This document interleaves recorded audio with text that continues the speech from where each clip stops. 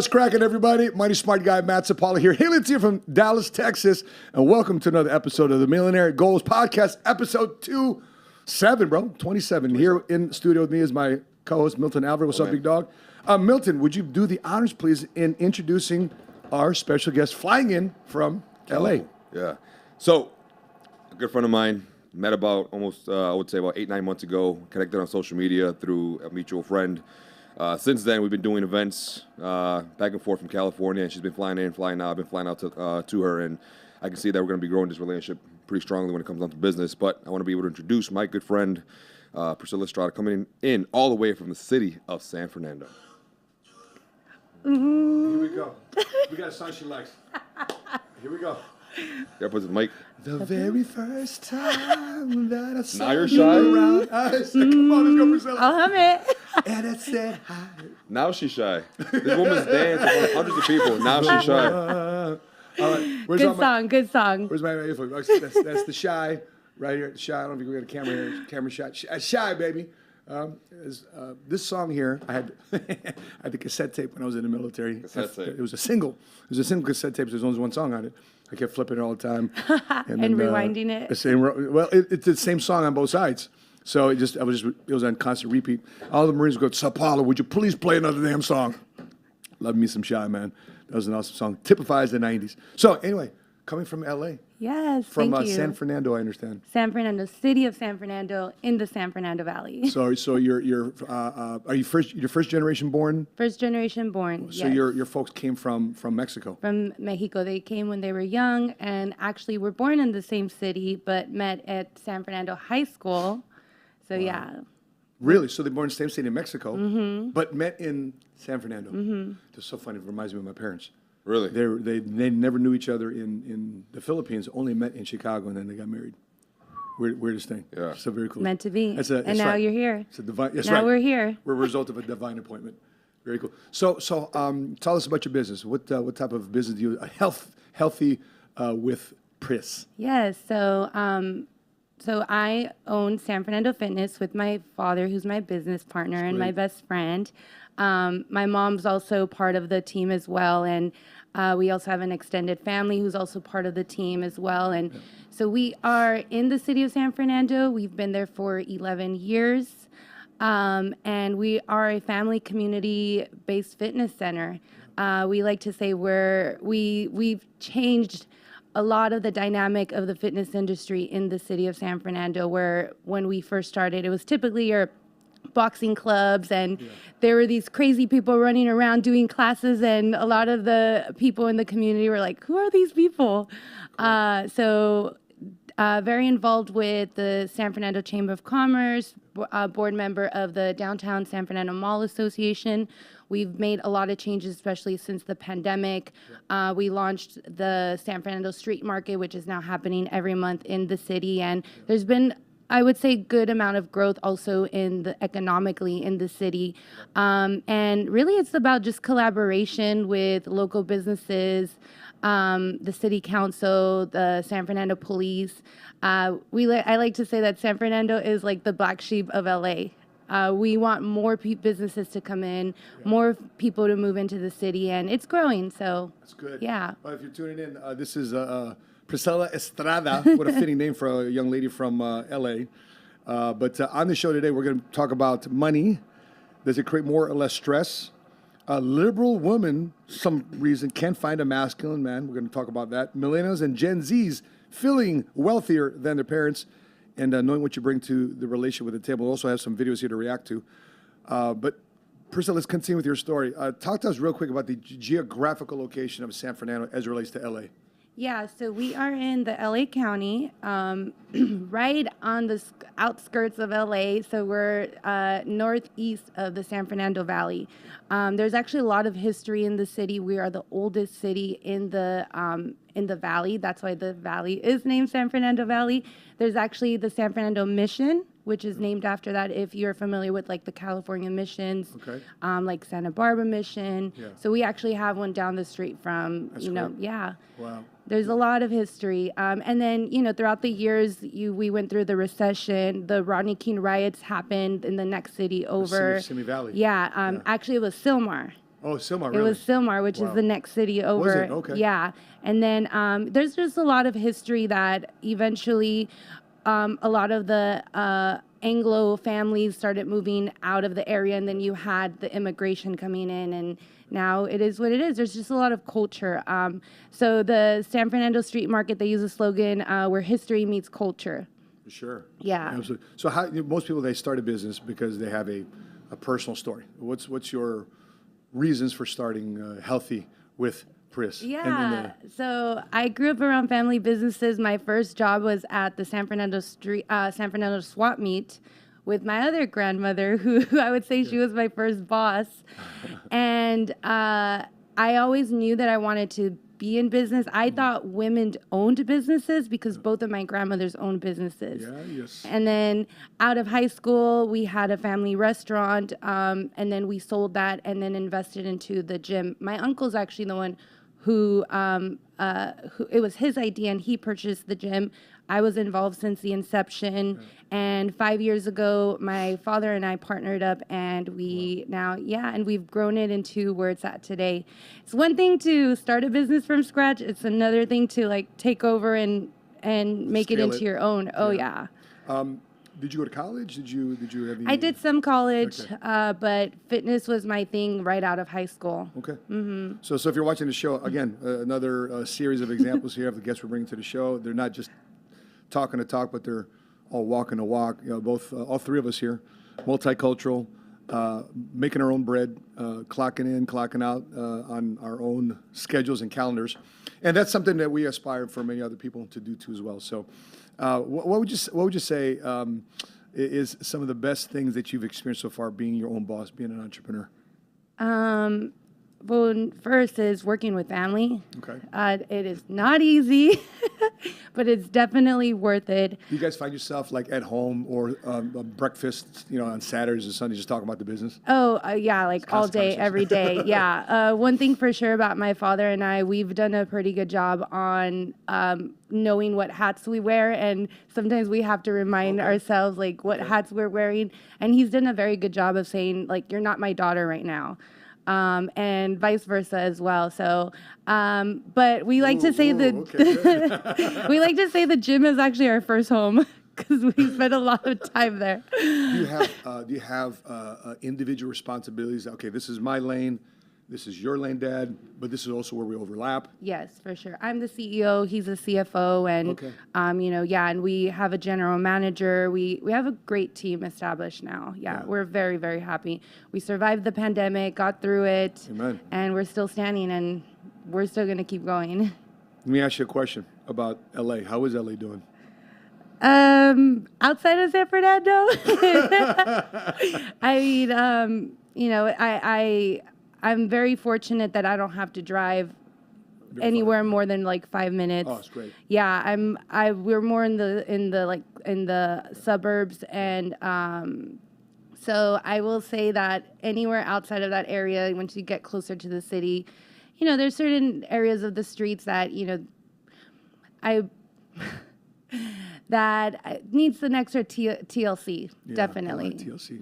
Not only cosmetically, but spiritually. Oh, on so and, many levels, politically, yeah. It's like Chicago. It's it's same reason. We moved here to Dallas because one of the major reasons is safety. Two of my insurance agents got shot in the head for their cars. They got carjacked. Oh, wow. We're in the middle of a workout one time. He's a bro. He just died. One of my agents died, and he shows me the news article because it hit the news. I'm like, we were both shocked. I'm like, damn. But the irony is that thankfully he came across our community, our financial services, insurance wheelhouse of the Money Smart Motor organization, and he had a policy, and he had a daughter he left behind, and it was sad that the daughter at the funeral was like, when is my daddy gonna wake up? That type of conversation, but. When you're working together with family, would you do it any other way, though? You got conflicts here. Would you rather have a person that's not related to you go in business for you? Because for me, I've loved having family work together with me. You know what? My No. wife. Yeah, I think we've been through so much growing up, having young parents as well.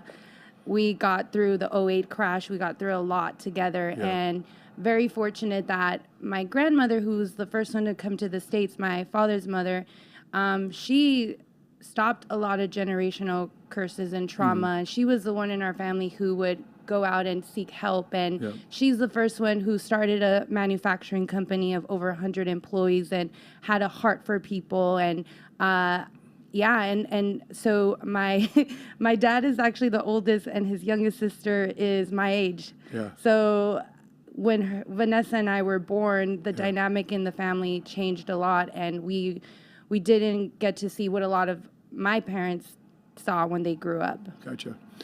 Are you familiar with the term Latinx? Yes. Have you heard of it? Yes. I was telling you because I'm Filipino, so somebody told me it's called Filipino X, Filipinx. Can you help me understand what the bridge is between Latinx and, because I think it's the same disposition. It's just combining both Latino, Latina. Okay. I mean, it depends who you ask, right? Gotcha. Because in Spanish, you use either the A or the O. Right. Right? Masculine or feminine. Yeah. Yeah, same thing in Filipino. Since we have the same conquistador, That's true. great grandfathers and ancestors. Okay. So when you're in LA and when you're building business in LA, how many people around you have this bug to become an entrepreneur? Or is it, go to school, got to go to college, get a degree, work? What was that like for you amongst your? It doesn't seem like you had so much pushback from your family because they're all entrepreneurs. But did you have pushbacks from your friends? I'd say I outgrew a good amount of people. Majority of the people from my high school went straight to college. Okay. Even though I'm still in the same city where I'm at, I have a lot completely different friends now. Yeah. But now what I'm seeing is since the pandemic, there's a lot of people now starting hobby businesses.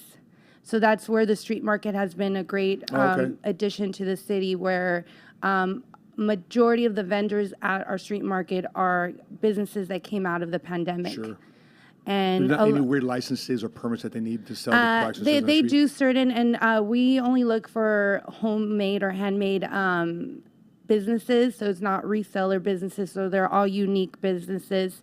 Original products that they've created. Yes, so they're exactly. Not like reselling cell phones. And a lot of them are like hobbies that they've already been doing prior to. So there is people that are picking up a second income by having a business themselves. That was a requirement to do. You had to do that. Now it's the conversations with the chamber we're having is like, how can we educate so they can stay in business? Okay. Can I ask you a question? Personal? Sure. Married? Single? Single. Okay. Just checking. Milton, you want to jump into this next topic here about this video about a woman looking for a masculine man? What type of, what's an ideal prototype for you? If you're a single woman, what's an ideal prototype man in your life? Traditionally speaking, non-traditionally speaking, what would you love to attract? And you're like, that's my husband. Despite my grandmother being the one to make the big changes in our family, I still grew up around a lot of tradition. I actually went to a Catholic high school and elementary school. So for me, growing up, a lot of the traditions was around what I saw. Yeah. Even though my grandmother worked, she still came home, took care of the kids. She still takes care of kids to this day. Yeah. And so I still believe that, me personally, to an extent, that traditionally I feel that we as men and women do have roles. Yes, I do believe that nowadays more women have bigger opportunities. Hey, look at you. You're an entrepreneur. Yeah.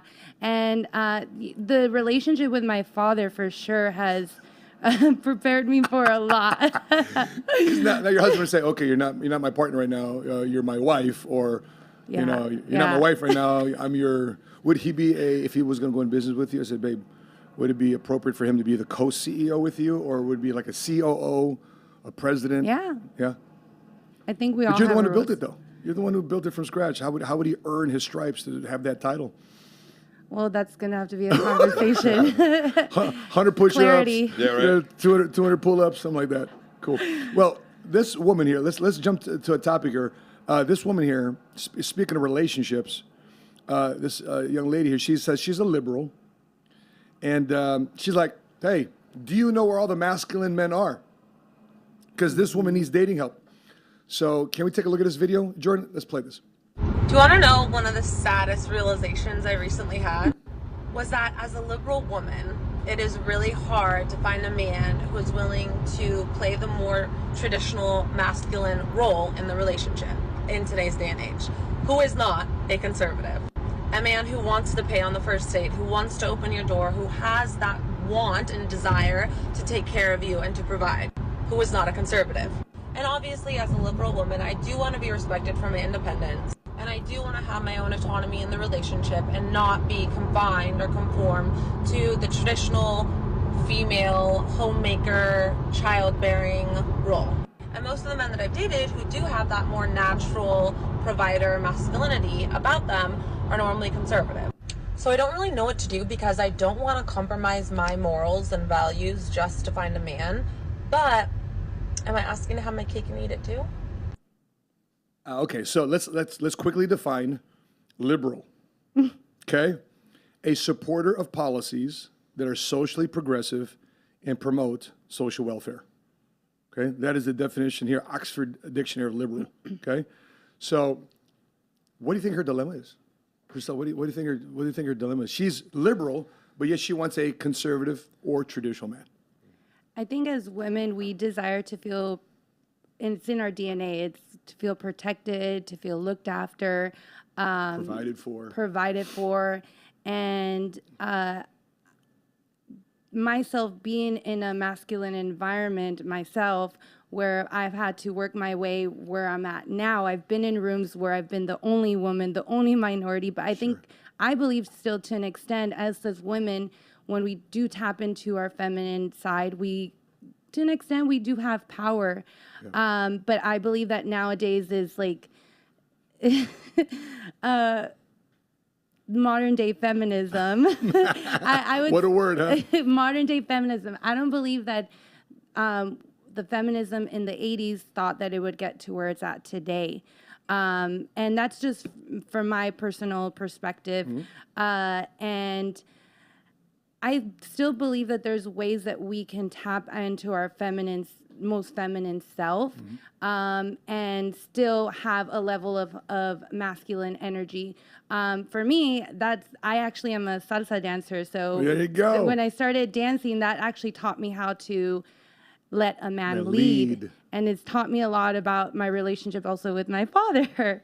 So, it was hard in the beginning because it naturally is with dancing salsa. I'm a salsero too. Yeah, naturally. It really is. Yeah, we grew up in Chicago. We had to be the salsa. Yeah, and naturally as women, like we want to, in the salsa world, you say back lead. Yeah. But when you allow a man to lead you in this dance, you both together create such a beautiful dance. Yeah. And oftentimes I've been told like, oh, wow, you look so good. And it's like, no, I have a great partner. It's a great partner. Yeah. It's a language that you build together.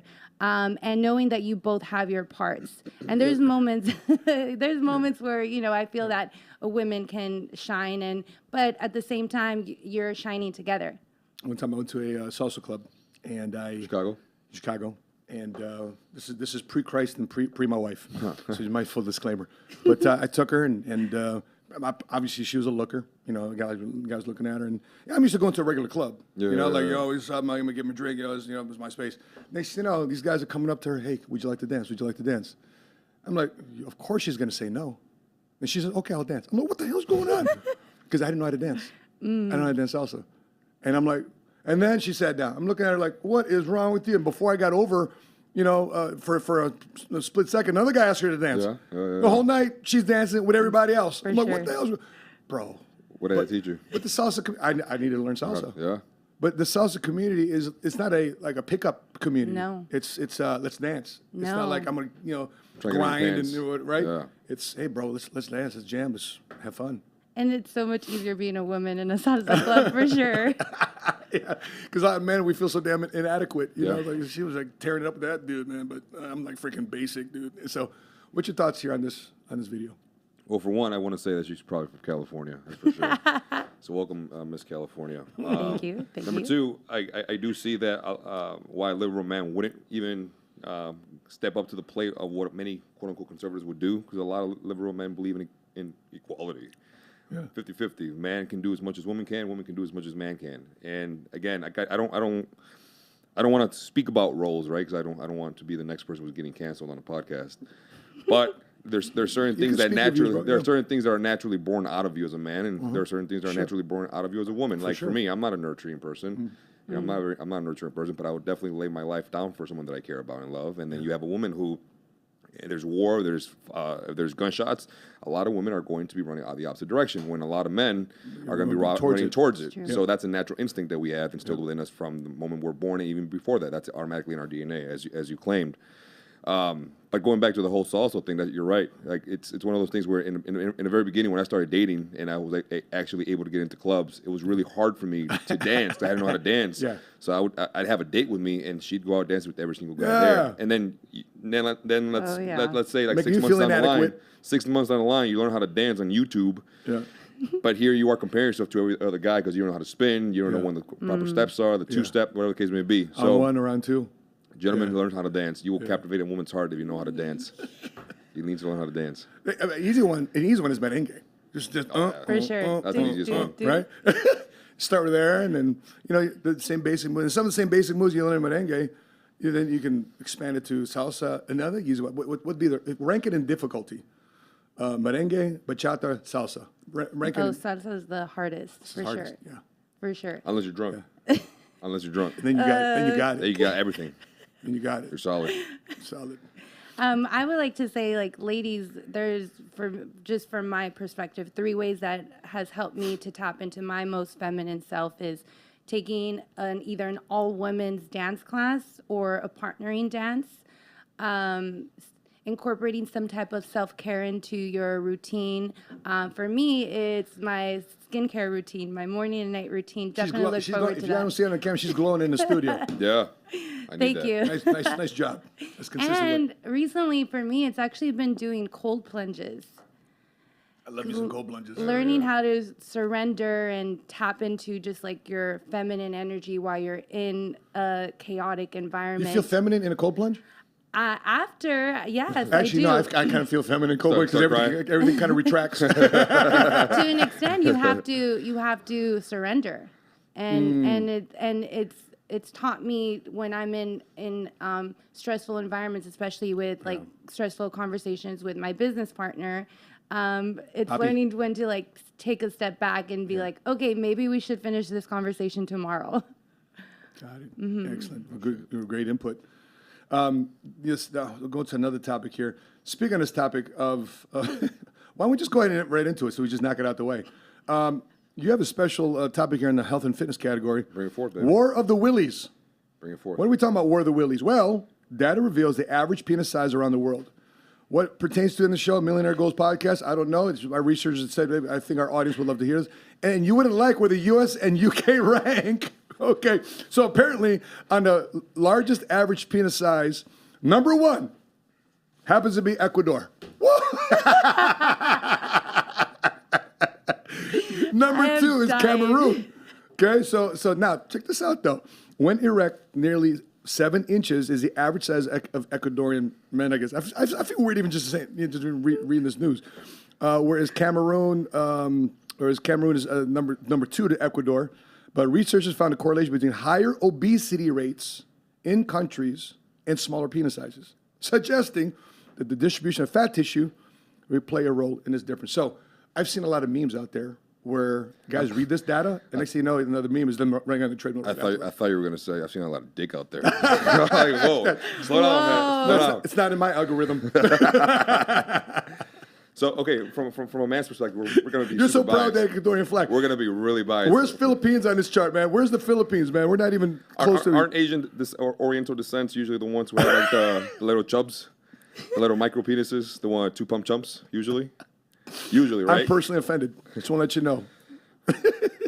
All right, so from a man's perspective, it's going to be a very biased opinion, the way we think, the way we perceive ourselves, because automatically we want to feel like we're on top, right? And we identify based off of duration, length, size, and the way our body's shaped.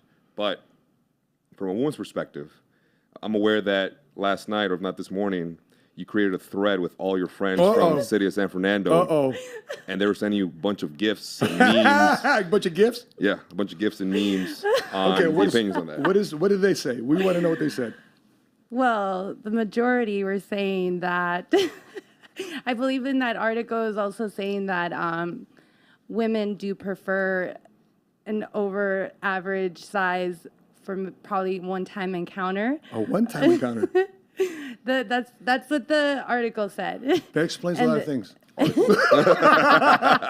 Why she never called us back?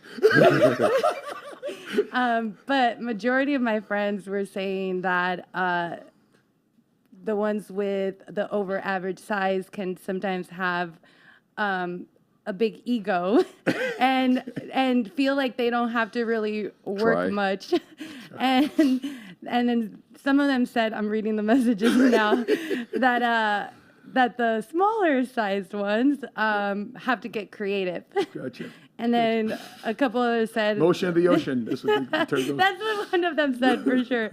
And then another one said that BD energy is not necessarily the size. It's the way he worships you, your body, what you like, takes pleasure in pleasing you. And that's what gives him big D energy. Wow. So on this list, the United States of America ranks number 59. All right, the average penis size in America is 5.35 inches. Weird, I just even mentioned his data. Anyway, Philippines is not even in the top 100. Sorry, man. But I'm sorry. Then again, sorry, people never think I'm Filipino. Sorry, Mr. Estrada. Yeah. Sorry, Mr. Estrada, for putting your daughter through this. I know you're watching, so our apologies. But listen, man, and speaking of which, there's a lot more that goes to the relationship than this. Okay, of course. So, you know, if we're looking at, by the way, this article says previously fitness instructors has said men can add inches to the penis by simply losing weight. Of course. It's not adding to the size of it. It's just you're reducing the body fat, so you're exposing a lot more.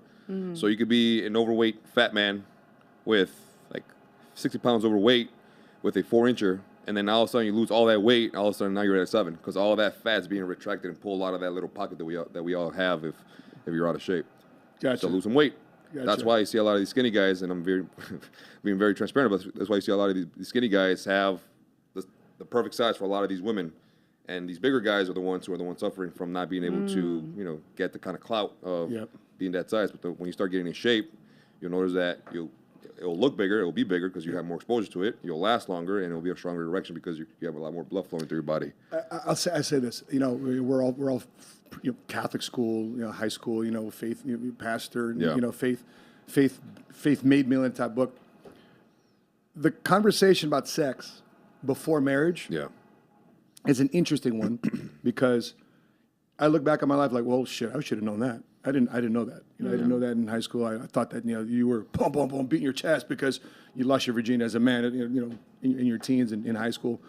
But now that I got to know Christ, now that I got to know a lot of these things. We're laughing about it now, but in all seriousness, though, when I decided to give my life to Christ, I said, you know what? I'm not going to have sex. And for 12 years, brother, I think I only had 3 girlfriends. Yeah, I slipped up here and there, but for the most part, for 12 years, I wasn't. It wasn't a consistent thing like it was previous to this. What's your views on that? What's your views if we're traditional? We're talking about this, liberal and conservative traditional. When is it right? When would you like to know? Like, Priscilla, when would you want to know? Like, if I want to lock down with this guy, but the curiosity is like, from a sexual standpoint, are we going to get down or not? And are you going to be let down post marriage and regret it? How does it work in a woman's mind? I think most women, even traditional women, do have that thought behind their back of like, what if it doesn't work out after marriage? It's above if average, they wait, average or below average. That too as well. Right. I think what's important is the conversation with your partner and see where both of you align and where you are at. And if you are wanting to either just do it just to do it, or are you dating to marry? So I think that conversation early on is very important. I would love to know from you guys just watching this live or watching the replay. Do you think it's based on your faith and your relationship with God? It's between you and him. to have sex before marriage. Obviously, the more traditional Christians say, no sex before marriage. But the reality is, majority of people that hear this news have already lost their virginity. Yeah. You're right? We won't do a poll of what age you were when you lost your virginity. Let's just say we lost our virginity, and now knowing about these values and principles of your faith and your relationship with God, when you should have it. I can tell you this, my wife, last 10 years, was the biggest fear of a man. If I get married to her, I'm giving up every opportunity to sleep in any other one for the rest of my life. Yep. I thought that too. But you know what? My wife's been the last woman I've ever slept with since May 11, 2012. 11 years. It's beautiful. And it's like amazing. We have you know how to do that? That's Okay. great. We're still finding stuff out. Yeah. So what's your thoughts? Well, I think it's beautiful, and here's the thing: a lot of men want to say that they have this game during sex and that they're top notch, and then they know what they're doing. Obviously, the more experience you have, the more you'll be able to do, and the more the more you know in bed. Yeah. But I think the people who have the best sexual encounters are married folks. When you've been married for 5, 10, 15, 20 plus years, you get to know each other a lot more. You get to study each other. You guys get to have the intimacy, because at the end of the day, you've had those moments where you lay with someone, you're done, she's done, or half the time she's not done, but you're done. Now you're like, I'm inadequate, and then it's just an empty feeling at the end of that experience. And something I tell a lot of young men, which I've been very hypocritical about in my early 20s, just wait until you know that you can find someone that's actually worth your time and worth your energy. Because I do believe sex is something spiritual. The older I get, the more convicted I become with it. And unfortunately, I'm not perfect. I'm definitely not perfect. But it's the conviction that you feel when you're laying with someone, whether you know them or you don't know them, but it's not going to go anywhere. It's very heavy on you. And the thing is, as men, we tend to try to push it away as much as we possibly can, to ignore the fact that it's not right. It's not right. The fact that you're feeling that conviction inside of you and you're not feeling satisfied at the end, and at the end you're feeling some form of emptiness, that's your spirit trying to tell you, like, hey man, you should probably slow the hell down and probably not even do it. Yeah. Because now, taking all the spirituality aspect away from it, you don't know what you can catch on the streets. There's so many people out there who are running around with some form of disease that don't even know that they have a disease, and here you are. Burns when you urinate. Yeah. Where'd it come from? Yeah, exactly. So, but I want to go back to one of our previous podcasts and ask, because we were having a conversation on, does body count matter to us as men? Yeah. So now I want to revert that to Priscilla. Does that actually mean something to women? Do women really care about body count, or are women able to see past that, past their history? I think women who are insecure focus on that. I'm now in an environment of women who actually, most of them are older than me and have been through relationships, and we have these conversations, and we're at a point where that, for me personally, doesn't matter. I feel like if we're going to be together, it's because we're together. And the past is the past. I still believe certain conversations should come up, but I feel that if a woman is so focused on the number and vice versa, it just shows a level of insecurity and trust. So, But that makes sense, because I told my wife, I said, babe, don't ask about my past. Just know me from May 11th, 2012 forward. Pre-Christ, post-Christ. Pre-Christ, post-Christ, pre-meeting you and now meeting you. Because the right woman, right, Milton, as a man, makes you want to step up. Yep. If she's the right woman. It makes me want to step up. She wants me to make me a better version of me. And then even after marriage, I still want to become a better me. And that's how you know you've locked in on the right relationship. So. And I'd like to add one more thing. I don't have kids yet, but as parents, my parents had those conversations with me, and good. early on. And what's early on? What age? I mean, in high school. I mean, Wow. yeah. And so very grateful that,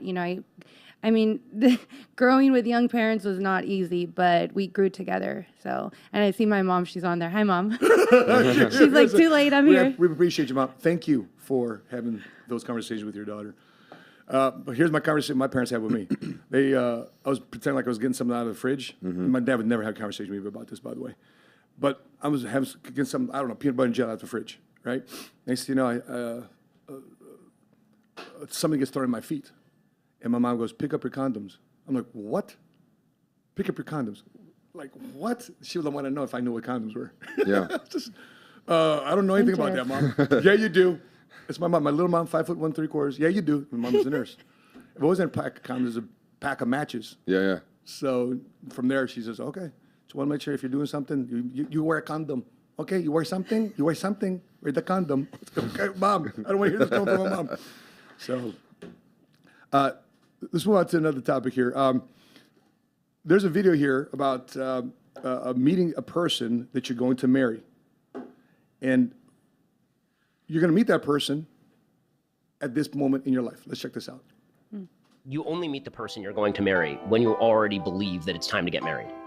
People tend to Makes sense. meet a person, date a person. They're like, "Oh, I'll fall into marriage. I'll fall in love with them, and then I'll decide to get married." Wrong. You decide you're going to get married, then you meet the person you can fall in love with because you're thinking in a different way.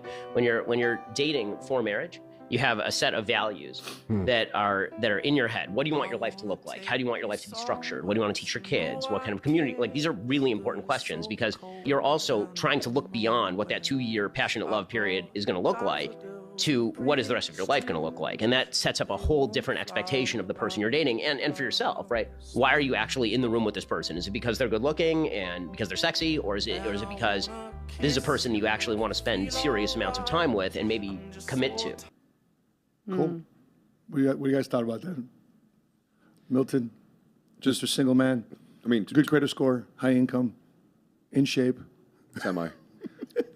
Well, I mean, I think my question would be is, how do you get to that point of knowing exactly what it is you want? I think that's the problem with a lot of people. People lead with the idea of looks. She looks good. He looks good.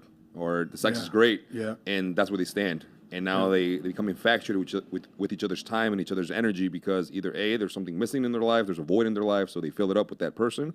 And then here goes that, 1 year mark, 2 year mark, as Ben spoke on, and all of a sudden that starts fading away, and they realize that they were just relating to someone that they met in a certain season in their life that was relatable, but now that they've outgrown that season, now they say, all right, well, what's next? I don't see that match anymore. So how, as, you being a married person, and us being a single people, like, how would you say you would set yourself up in a position where, like, all right, this is exactly what I want. This is exactly the outcome that I want. So how do you distinguish between a lusting approach to a woman versus an intentional approach to a woman, but still having the notion of, this is what I want out of a woman physically, like the attraction, the mindset, and the emotional state? Because I think personally, your partner's supposed to be able to drive you crazy in 3 different ways. And this is just the superficial aspect of it. They need to be able to drive you crazy spiritually, drive you crazy emotionally, and also be able to drive you crazy physically, because there needs to be an attraction. You don't go up to a random person on the street and say, hey, something tells me your personality is freaking amazing. Like, that's not going to happen. You need to be able to be attracted to the person and be able to have your likes and your dislikes. And then that's when the conversation leads on. Because automatically, as a man, maybe you can attest to this, as a man, from the first encounter that he has with the woman, he already knows if he wants to have the woman around for an next period of time. Sure. And then within the first 6 months of them actually intentionally dating, a man already knows, like, I want to be with this woman for the rest of my life. Yeah. But then comes in the fear factor, then comes in the doubt because of the friend circle, the network that he's in, the circle that he's in, and his past experiences. Yep. So self-sabotage kicks in. For sure. Right? So from a man's perspective, how would a man set himself up to know, all right, I'm past my traumas, I've overcome all the fears that I have, and now I'm ready to step into this, into the season of, I'm open and I want to be able to allow anyone to come into my life so I can take that next step. For me, I felt ready for marriage when I was able to provide. I could take care of myself. I can take care of my kids. Now I'm ready for the next step. Because I know getting married to a woman, she's going to have to take on my kids too. Yep. Right? So that was my dynamic. By the way, great book recommendation here. If you could show my screen, which is 1001 questions to ask before you get married. Yeah. Okay, 1001 questions to ask before you get married. Great book to take on your first, maybe your first, 4 or 5. By the 3rd, 4th date, if you're dating to marry, as you said, this is something you should start having a dialogue. She and I, when we first started talking the first week, I talked to her about the vision I had for my family, the vision I had for our future, the vision I had with my business, the vision I had for the wife of my life. So you asked me my question, how do I know? Well, first of all, I had to be right. I had to get right with God. I had to get right with myself. I get past trauma. And then I came across this great book of Proverbs, speaking of book recommendation, in the Bible, which is Proverbs chapter 31, starting with verses 10 through 31, which is the virtuous wife. You guys don't know anything about King Solomon? King Solomon is known as the wisest and richest king who ever lived. He was the son of King David. And so that right there gave me an outline of what a woman should be in my life, right? And so if you read this, I'm not going to read it now, but just a couple verses here, is she stretches out her hands to the distaff, and her hands hold the spindle. She extends her hand to the poor. Yes, she reaches out her hands to the needy. She's not afraid of snow for her household, for all her household is clothed in scarlet. She makes tapestry for herself. Her clothing is fine linen and purple. Her husband is known in the gates when he sits amongst the elders of the land. So a man has got to do his thing too. And then he's going to eventually attract the woman, and this conversation starts happening. What is virtuous? Virtuous is defined as having and showing high moral standards. So if you want to have a happy life, you just can't have an average disposition about it. You just got to be intentional. You got to find somebody to say, you know what, I'm going to partner with somebody, because you're going to have babies together. You have babies together, and now it's going to be a combination of, every night, Jordan's in the bed with us, kids are in the bed with us. And I'm looking at her, and our kid's in the middle. I'm looking at her. I'm like, thank you for my son. And it's like, because I'm holding my son. I'm like, thank you for my son. Thank you for our family, right? It's just like this appreciation and gratitude. She helped create this boy, right? I'm getting all teared up just thinking about it, right? Beautiful. Because that's the right one. That's the right woman. Because my whole entire life, I picked wrong. And we find the right one based on these moral values and principles. And a lot of things just start happening in life. I promise you, it's not going to be perfect, but you'll be perfected along the way. Anyway, let's move on to another topic before I get more emotional on this thing. I just want to add one thing. My dad just texted me. He said, people at times try to find happiness through someone else. Correct. It's come through you. It's got to come through you. I tell my kids this. What is whole? It means you're 100%, right? If you're half, you're 50, guess who you're going to attract? 50. Another 50. We'll do the math. Because marriages are supposed to multiply, right? So multiply 0.50 times 0.50 equals 0.25. Yeah. So you're actually divisive together because you're not whole. Now, you take 1 times 1. 1, you're whole. Another whole. You're whole, right? Now we're single, we're whole. Babe, now we can come after That's the world. exactly what my father was saying. He said that someone will never complete you. No. And sometimes that's what we get from Hollywood. You complete me. What was that? Reese Witherspoon. Was that her that said it in a movie? Tom Cruise. Almost every movie, man. Yeah, you complete me. Bless you Bless twice, you, brother. Jordan. Right? A couple more times like that, Jordan, you're gonna have to beatbox. Yes. Yes. Sometimes it takes for me a moment of gratitude to smoke my cigars. So George Burns, another article here, another video here. George Burns smokes 10 to 11 cigars a day. Because I'm a cigar smoker.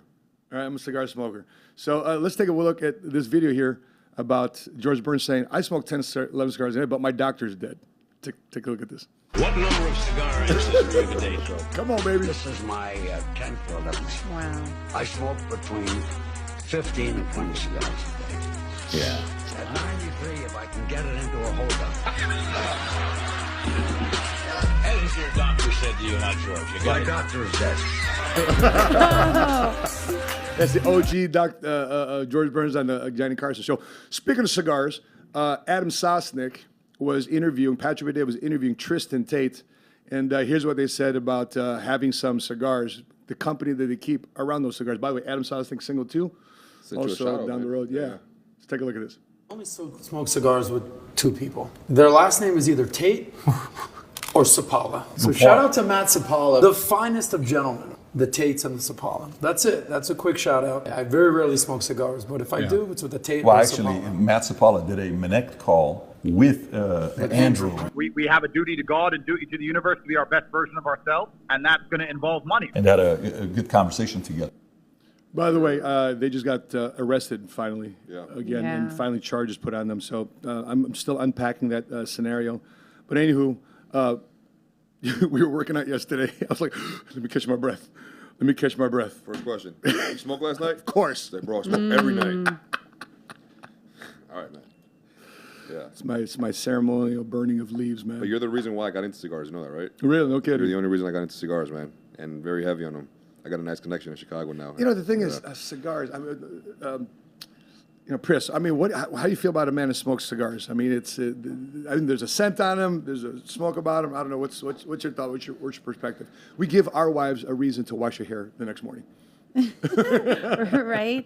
I don't know. It doesn't really bother me much. As long as it doesn't interfere with business, work, family. Yeah, it's not like cigarettes. You know, you can tell what's addictive. Yeah.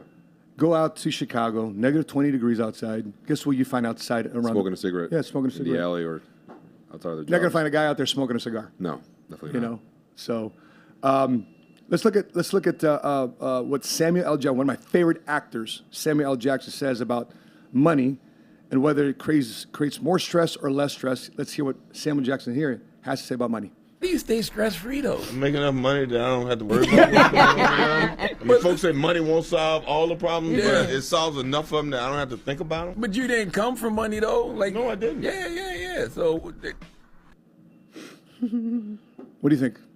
Solves a lot of problems or creates more problems? Because what's that song? More money, more problems? I think it depends.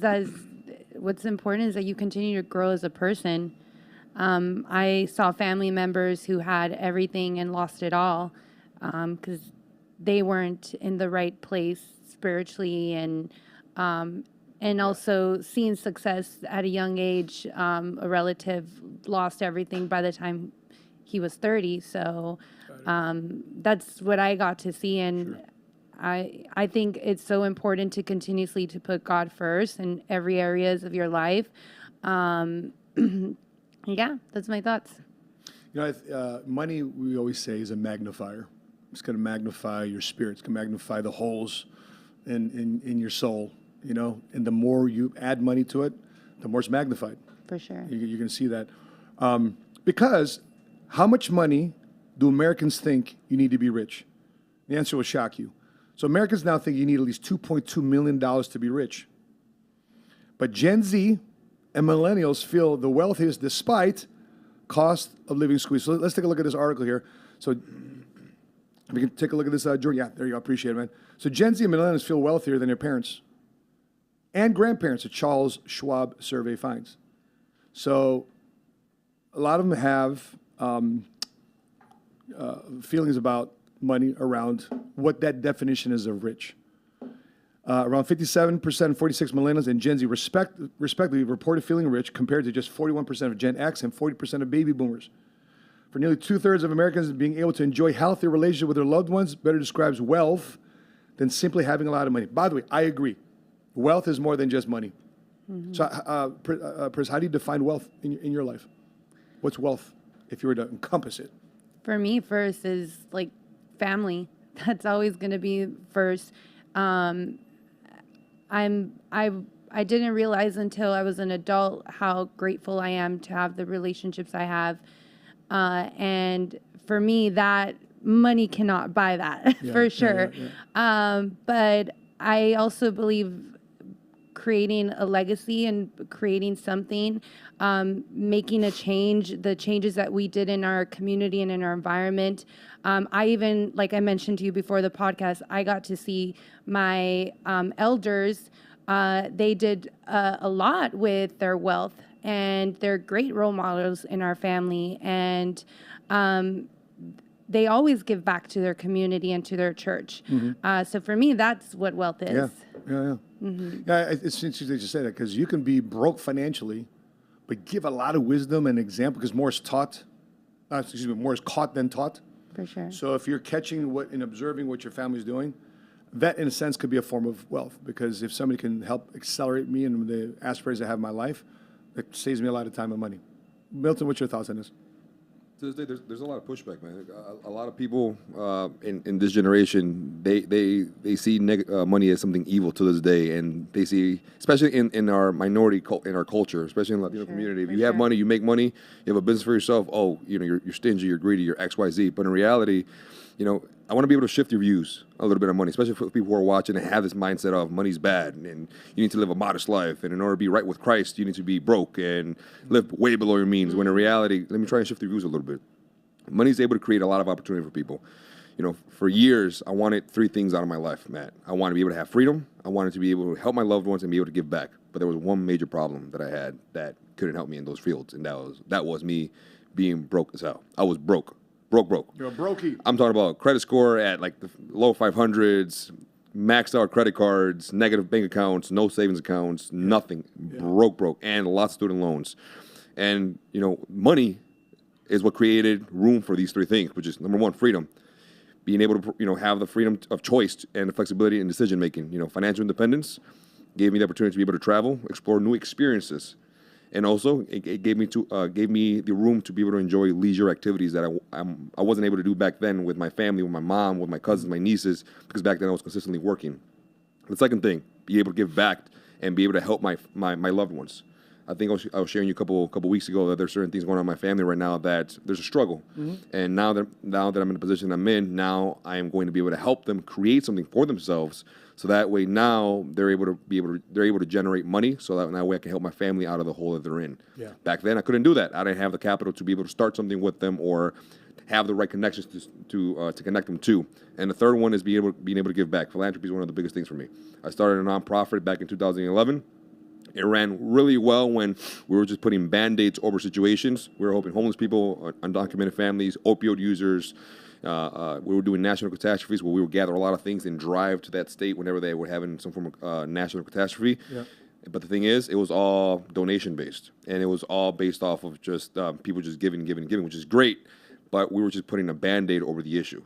All right, during the holidays, Christmas, Thanksgiving, New Year's, in Lower Wacker, you have all these churches and all these places, all these organizations giving food, giving clothing. That's great, but what about every other month? What about every other week? Not What just about Christmas, exactly? Yep. So it's a Band-Aid.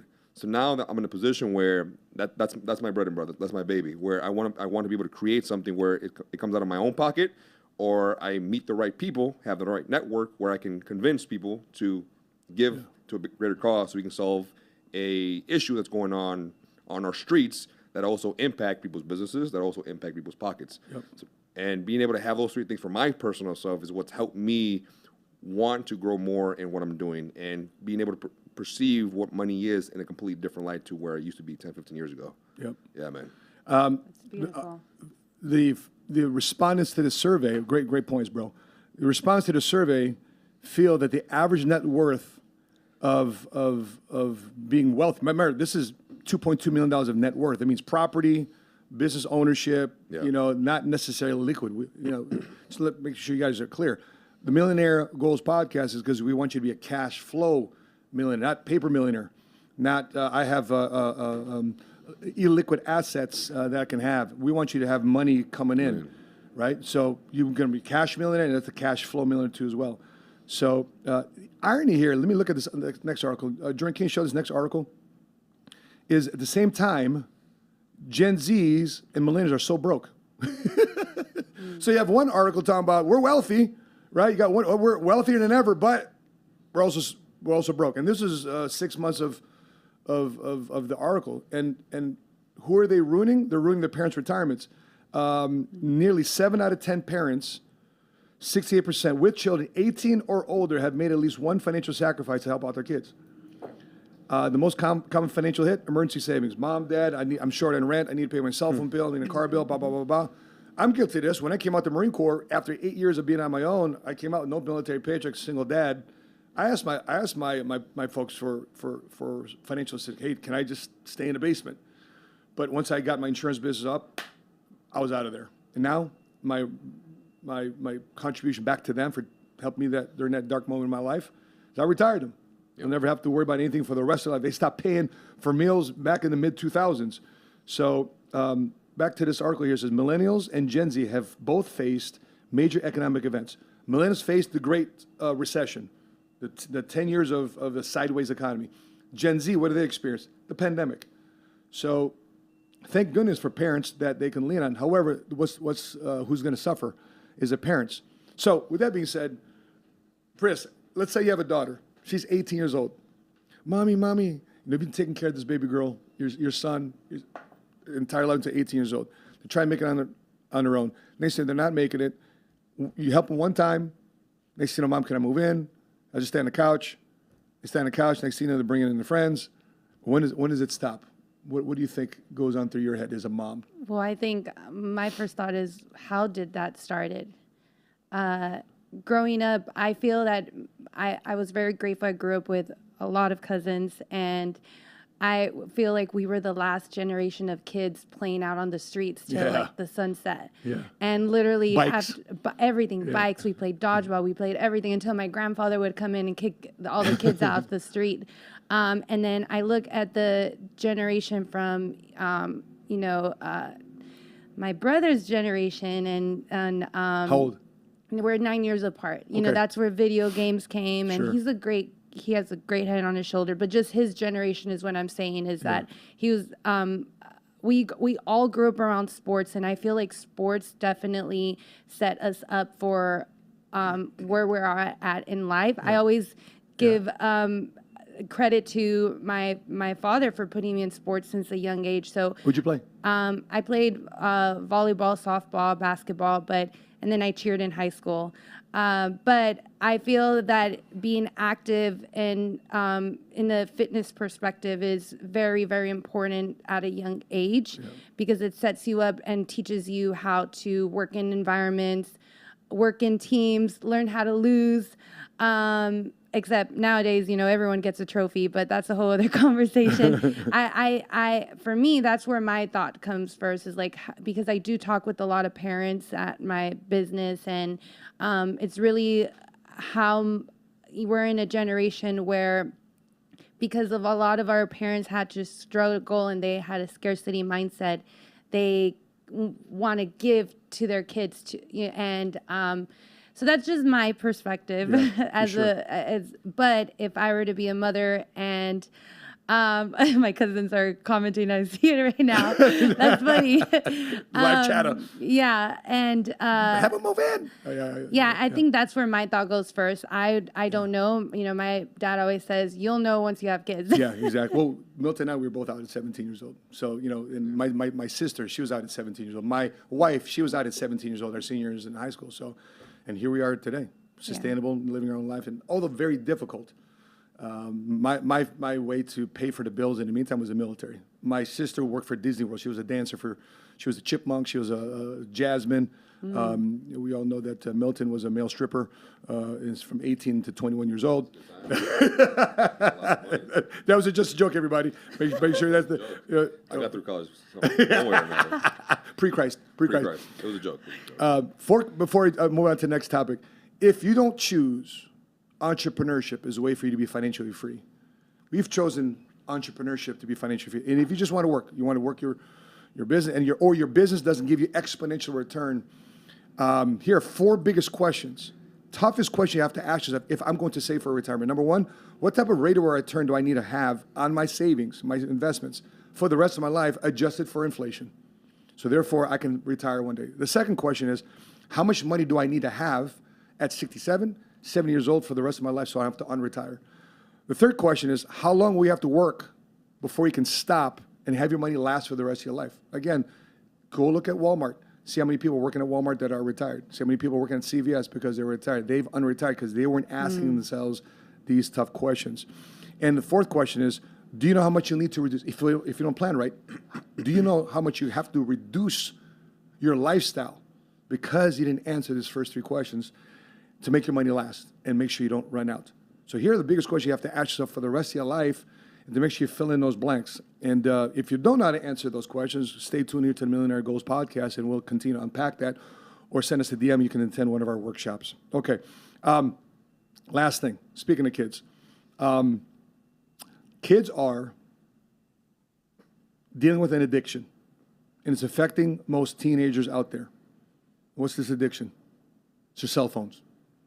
Recent article here in the New York Post. Kids, let's take a look at this article.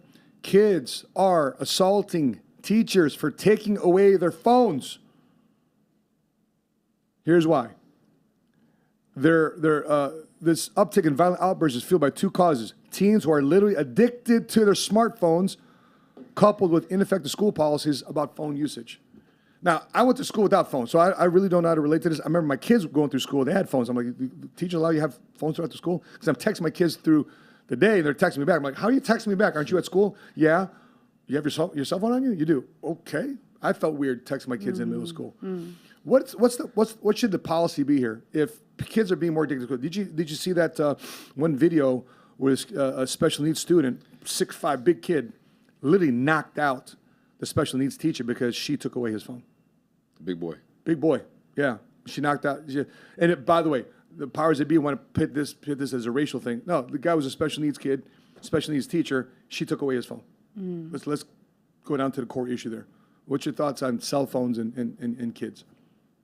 I think everything, no matter what the conversation is, man, I really do think that everything starts at home. Everything. The way, whatever principles you instill in your children, the way you raise your kids to believe on how to show respect when people are talking. I think that's one of the biggest issues too. You know, a lot of these, especially when I was in high school. Shout out Proviso West High School. Morton West. Yeah, shout out. West Suburban Gold Conference. The whole time. You know, they went to rival high schools. There was a lot of disrespect in the classrooms where just the kids weren't really being attentive to the classroom, and then they get kicked out of the class, and then here would come the parents coming out of work mad out of their minds that they would have to be brought into the school in order to deal with their children, and you would assume that the parents are, you know, more level-headed. They come in with more of an understanding and, you know, somewhat of an open mind to be able to have a conversation about their kid. But in reality, they came into the school swinging, not physically, but with their words and the energy that they have. So the way you saw their parents coming into the schools and reacting to their kids, and, you know, speaking to the teachers and to the deans and to the counselors, you can see that a lot of this way of living and the way of treating teachers literally came from the way their parents taught them how to respect or not to respect the teachers. Because for me, I grew up in a household where it was consistently respect. Yeah. And when someone's talking, be attentive, make eye contact, be attentive. Even if you're bored, make eye contact. Yep. And at school, that's the main thing. Don't get me wrong. I mean, I had my rebellious times and my rebellious seasons where, yeah, I would send a text here and there, but majority of my time, the moment a teacher would scold me, I would understand the assignment. I'm like, okay, I'm done. I'm sorry. And the moment I'll get it taken away, automatically the principles that my dad taught me, or just knowing that if I got in trouble, my dad would whoop my ass. I think that also kind of stayed within me when I was in school versus the kids who aren't really having that kind of attention at home. They come into school screaming for attention with their actions. You're a gym owner. How many people are distracted instead of working out and doing their thing because they're still on their cell phone? Oh no, we do group classes, so they definitely we can't really they're active, yeah. Well, I mean, I got my first cell phone when I was in high school, but you had like the Razor phones, and you know, you would wait till after 7 p.m. to send out texts, and you know, because it's free. We're dating ourselves. After 7 p.m. free phone calls. Yeah. But I'm very fortunate now as an adult that my parents worked hard to put me into a private school because, you know, they were a lot stricter but I don't know how it is with parents nowadays. I did see a recent video of PBD. He said that, you know, what he does with his kids, they earn their iPads on the weekends. On the weekends, yep. iPad. Yep. Yeah, so I think that's a great principle. Yeah, it's my kids had cell phones. Jordan, can we take a look at this picture on screen? This is what a school attempts to do to make sure that the kids put their cell phones away. Okay, you know, it's kind of protocol, kind of etiquette. I will say this: a lot of business deals are lost. You can stop sharing, Jordan. A lot of business deals are lost because as adults they don't have cell phone etiquette. Jordan, I appreciate this. I was going through another podcast studio here in Dallas, looking for a podcast studio, and every 3 seconds the guy kept looking at his Apple Watch. All right, kept looking at his Apple Watch. I'm trying to get him to sell me why I should do a podcast on his studio. Yeah. And he kept looking at his watch. I'm like, bro, are you gonna give me the details of this, or are you got somewhere else to go? He says, oh no, someone just texting me. Bro, because in my mind, I think he's looking at his phone like I gotta go. Yeah. But he's really looking at his text messages because of the Apple Watch. Why he's trying to sell you? Why he's trying to sell me? So to me, either way, you're distracted. Yeah. So I chose not to do my business at that podcast. Milton, we could have been doing this podcast somewhere else had this guy not been looking at his phone. 100%. In our office, if your phone goes off, in our office, the way we teach entrepreneurs in our office, if your phone goes off, we laugh about it, but you got to do a chicken dance in front of everybody or sing your favorite song. Right? We poke fun at it, do something kind of embarrassing, make you stick out, to remind you, put your shit away. Because if you're at a business lunch and you're trying to close a deal, and you keep going like this because you keep your phone. You're trying to close a deal, all right? You keep going like this. You keep looking at your phone. What is that? What signals does that tell somebody else? That something else is more important than the business at hand. How do you teach that to your kids? Being a father. Same thing. At the dinner table, no phones. We're having conversation. We're having dialogue. George wants to pull out his phone like this. No earpieces, nothing. Get those out of your ear. We're having dialogue, having talk. Yesterday, my son's getting interviewed by this new private school. He just got accepted because he was able to look at the teacher right in the eye, shake his hands, right, and talk like a human being, not like a drone. Doesn't know how to communicate. And I'm looking at that like, thank goodness he learned how to have dialogue with adults. What do you say to the parents who give you pushback on that and say, man, let kids be kids, let kids enjoy their phones, let kids enjoy kid activities, and not pressure them to grow up way too fast? What is Priscilla talking about here earlier? I was growing up in an era that was more strict. What does King Solomon say about discipline? If there's two things I get from King Solomon in the Bible, is the word discipline and the thirst for knowledge. Yeah. Wisdom and understanding. And if you, what does they say? Spare the rod, you spare the child. I mean, you don't got to beat the kid, but you got to have discipline. It's your job as parents. The reason why we have the problems we have today is because men decide to take a step back. And guess what the world we live in today? Versus men actually stepping in. What are we asking for now today? What's this woman asking for in this conversation earlier in this video? I'm looking for a masculine man, even though I'm a liberal. What she's actually saying for us, I'm looking for men to step up. She doesn't even know what she's asking. Yeah. For men to step up and fill the flipping role. Yeah. And so as parents, guess what you got to do? One thing that irks me the most, when men need to make a business decision to improve the quality of life of the family, what do they say? I need to talk about to my wife. To my wife. What are you talking about? It's her job to provide and protect. I need don't catch asthma. You know what asthma is? Yes. I need an asthma wife. I asked Jordan last night to pull up a video that I want you to react to, because I think it goes hand in hand with exactly what you're talking about right now. Cool. Jordan, is there any way we can bring up that TD Jakes video? Cool. Uh-oh. It's trending. If another childless person tells me how to be a father, I'll scream. I know this is going to get me on TikTok for sure, but here I go. If another woman tells me how to be a father, I will open my mouth and flat out scream. You can no more tell me how to be a father than I can tell you how to birth a baby. I don't know nothing about birthing a baby. I don't know nothing about nursing a child. You have to know what you don't know. Shut up being the teacher and just be the wife. How do you know how to be a father? Not only are you not a father, most of you didn't even have a father, and yet you're an expert on how to be. Yeah, 100%. I mean, what is the society I've been through? And I've been through it. I've been through the court system with family court cases, going through child support court, et cetera. And the oddest part about this whole thing, I've always had residential custody. I've always taken my responsibility as a dad, as a father, for the fear of thinking that the court's going to try to tell me how to be a dad. That's another thing. You want to talk about how to be a dad? Hey, courts, hey, legal system, don't try to tell men how to be dads. Oh, you have visitation. What are you talking about? I have visitation. You set the rights of when I have visitation. That's my son. That's my daughter. I go see them whenever I can make time in my schedule. You don't tell me when I can have visitation. What's for the betterment of the child? How do you know what's betterment for the child? So if you let the girl, think about parenting as like the DMV. 8:45, here's your instructions. No. Right here, this is my law. This is my law. This is how to be a father. And this is how to honor my wife. And allow my wife to do the thing, how to be a mother, my parents be parents. By the way, what's God's design? God's design is husband, wife, and grandma, grandpa.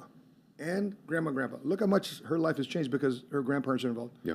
I don't know if you've picked it up or not, but I picked up how much your life has changed. The woman that you are today, the entrepreneur that you are today, the impact you're making in your community today is because not only of mom and dad and having the courage to come here to America, but the impact of your grandparents. Think about this. I didn't have my grandparents. I know their names. I didn't have a relationship with them. I wonder how much more my life would change from the wisdom of grandma and grandpa in my life. Think about how much your life would have been more wealthier from the knowledge and wisdom that you would gain from your grandma and grandpa, and maybe in addition to some financial inheritance too as well, because that all encompasses wealth. So yeah, man, TD Jakes, awesome church right here. Have you been to the Potter's House here in Dallas? Yeah. Crazy church, right? Great. It's an awesome church, but time goes by so fast. Listen, Pris, I appreciate you being on this podcast. Any final words you'd like to share to our audience who've been tuning in and watching you? In the perspective as like putting my health and fitness hat is, especially to my community, if you are someone who is looking to make changes in your life and has people around you saying things to not go for it, or don't do that program, don't do this, just go for it. You know, whatever it is that you want to do, be that change in your family, be that one to take the first step. And the journey to 1,000 miles starts with one step. Yeah, exactly. You know, by the way, you're complimenting me on my work together with Milton over the last 3 years. And the irony is people want get rich quick or get fit overnight. You know, the next, you know, by the way, it's compared to your spiritual life, it's compared to your financial life. In my opinion, I might be wrong about this, but in my personal opinion, I think getting changes in your physical life is a lot faster than you will see in your spiritual or your financial life.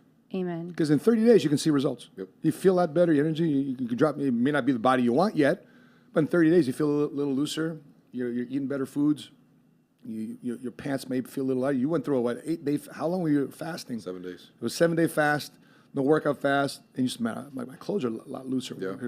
I need to get back in the gym and eat better.